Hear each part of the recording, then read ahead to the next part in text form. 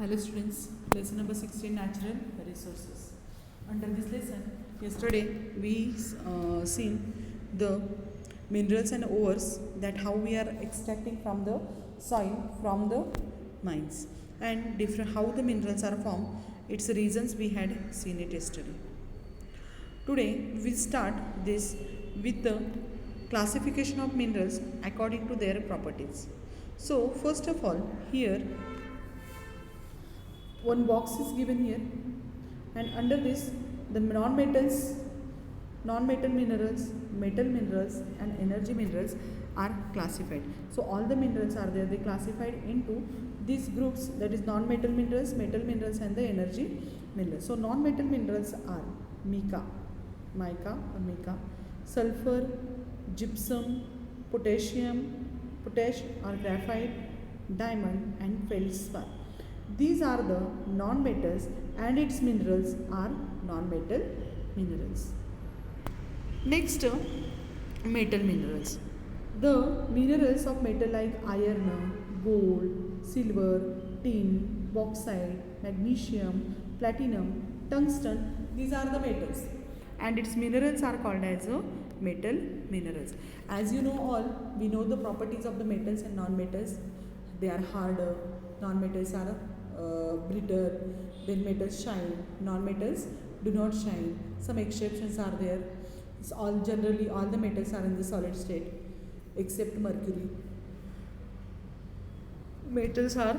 Non-metals are in solid, liquid, gaseous, any state they are present. In this way, we studied the properties, and according to that properties, the minerals are also distributed into two parts, that non-metal minerals and the metal minerals. And after that, energy minerals are there. Under this, coal, means we are saying dagdi kosa in Marathi to it. That coal is there, that we are using to get the energy. In olden days, the trains are working with this coal. Okay, next mineral oil. From this mineral oil, we extract the petrol, diesel, kerosene. Then afterwards, some other grease and all we are getting from the mineral oil. And lastly, natural gas, that we are using for the what? Natural gas we are using in our home for the cooking food. These are also included into the energy minerals. So in this way, here the metals are classified into metal, non-metals and the energy minerals. After that, with these minerals, we are getting some gems or the colorful stones. It is called as a gems or gem-like minerals. Some important minerals like diamond, ruby, sapphire, emerald, jade, zircon are used as a gem. Okay, so here it is, some diamonds are there. Here it is the diamond is there, ruby is there, sapphire is, this is green color sapphire is there, emerald. So these are the diamonds or the stones, that precious stones that we are getting from the what earth inside, and these are called as a gems or gem-like minerals. Next, do you know? Deposits of common salt are also found inside the earth, and these salts are called as rock salts. Rock salt means what? That is the what we are using, that black salt or sendilon we are saying to it. Okay, sendilon. In olden days inside, some peoples are there, they are eating this rock salt. And nowadays also we are getting it, we are using this into the special kind of masalas like pani puri masala or chaat masala. They have particular taste, and that taste is because of this mineral salt, that is the rock salt. Okay, then it is used in the food and some medicines. It is used in the food also and some medicines also. Next, national institutions. The Indian School of Mines, that is Dhanbad, was founded in 1926 to impart education in the mining. So for the education in the mining, to impart it, what happens, the National School of Mining, Indian School of Mining was started in the Dhanbad. This is the institute has now been converted into Indian Institute of Technology. Understood? That is about the national institution. Next it is the my friend internet. So on it you have to just pictures of various minerals, that is www.rocksandmineral4u.com or mineral it is present. And if you open this website today and just observe the various kinds of minerals that we can get from the earth, okay, and obtain the videos related to the mining on YouTube and present them in the class, that is the given here. The next part is the some important mineral ores, and first very important ore is the iron ore. If you see this, you will notice that it is the iron, okay, and we are getting this iron from the iron ore. Now iron ore, iron occurring in the impure state, it is called as a iron ore. Iron occurring in impure state and it is called as a iron ore. Iron ore is used to make varieties of articles from pin to heavy machineries. For example, farming implements, rails of the railway track, or so many things are there that we are making from the iron ore. At the working of the construction of the houses, there also we are using the iron rods, we are using benches, so many articles, cupboard, these things are there. It is made up from the iron, and iron used at the preparation of the with steel as a one of its content. The four main ores of the iron are magnetite, hematite, limonite and the siderite. So these are the different minerals of the ores. Okay, after iron we just move towards the manganese. Manganese occur in the form of carbonate, or silicate or the oxide. Means manganese carbonate, manganese silicate or manganese oxide. It is impure form of the manganese. Okay, and this we are extracting a different methods, and we are separating this manganese from the other substances.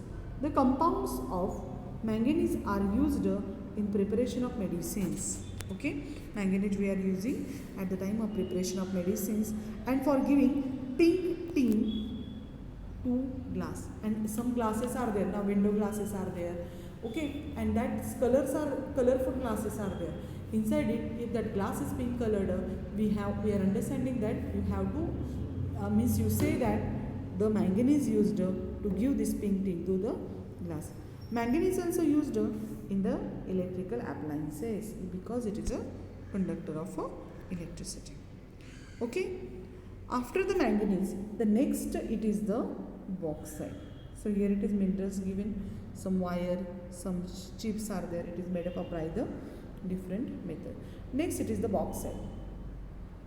Bauxite is most important ore of aluminium. Okay, bauxite is the ore of aluminium.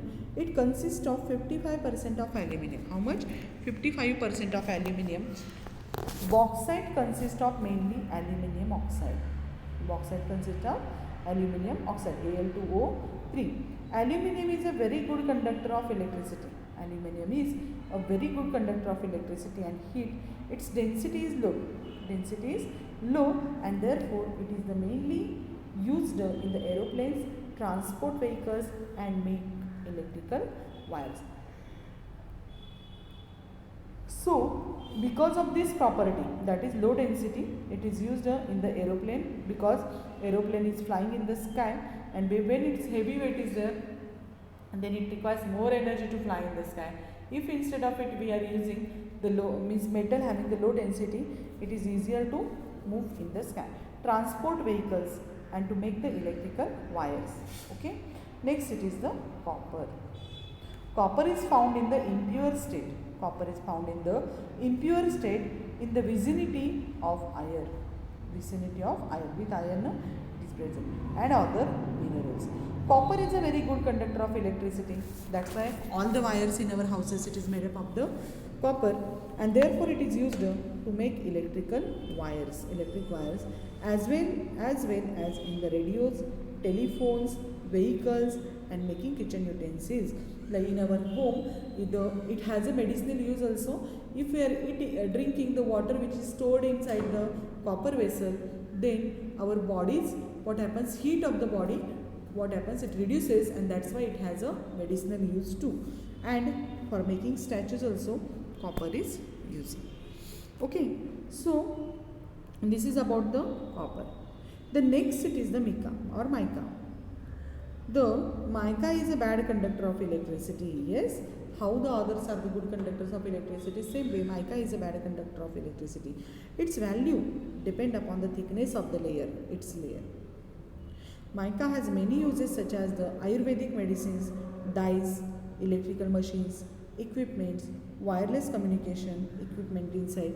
This mica is used in the more quantity. Understood all of you? So today that is about we see some important minerals and their also iron ore, manganese, bauxite, copper and mica are the very important ores and the important minerals and the ore. Now how did the various ages of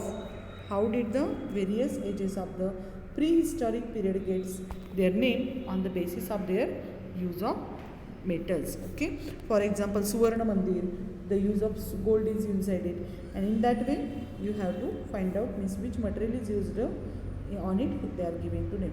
Tamra house, for the inside it what happens, the copper is used, and copper in Hindi it is called as a tamra. Next it is the fuel, and the next point is the fuel. What is meant by the fuel? The substance after burning it gives the what?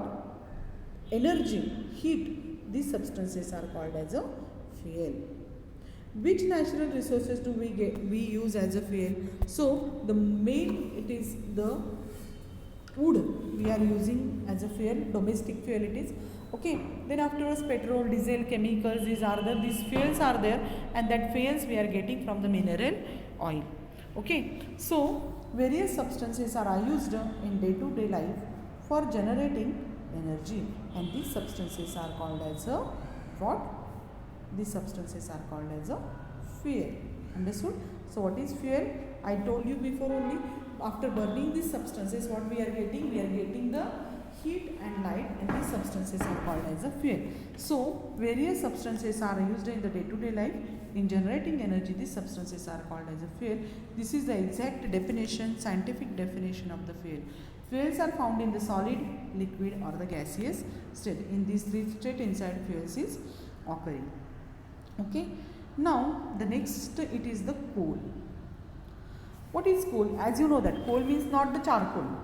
Coal is not a charcoal. Charcoal means what happens if we burn the wood in some insufficient air. In our we are saying that in चूल, in Marathi we are saying चूल. We are putting the wood inside it. लाकूड जेव्हा आपण जाळतो चुलीमध्ये तेव्हा काय बनतो? तर charcoal, तो कोळसा वेगळा.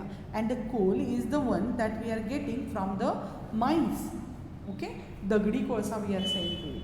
The millions of years ago, forest got buried. How that coal means dagdi kosa is formed?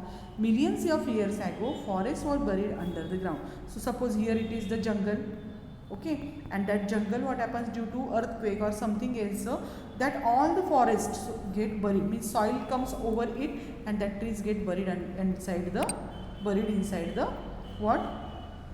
That load. And because of it what happens, we know that earth inside there is a heat, and from above there is a lots of pressure of the soil, and due to this pressure and under heat this wood is there, or the wood, trees are there, it converts into the coal, and that coal is called as a dagdi kosa or the coal. Okay, understood all of you difference between the charcoal and the coal? Okay. Now the millions of years ago, forests got buried underground as a result of certain natural events. Which events I told you? Maybe it may be the earthquake or some landslide. Due to these reasons, what happens? It get buried. Layers of soil kept getting deposited over them. The very high pressure from above and heat from Earth's interior slowly transformed into the buried plants into the fuels, and coal was thus formed from the remains of those plants. Okay, and that coal is said to be the fossil fuel, and this coal is there that we are using for the, in olden days it is using for the what? Using for what we are saying, using as a fuel, and in the railway also. Okay, so here this is the part that we see. Now next part of the lesson that we will see in our next lecture, and today we are going to stop here only. So all of you read the lesson, understand the whatever part I taught you that. Okay, so today we will stop here only. Okay, thank you and have a good day.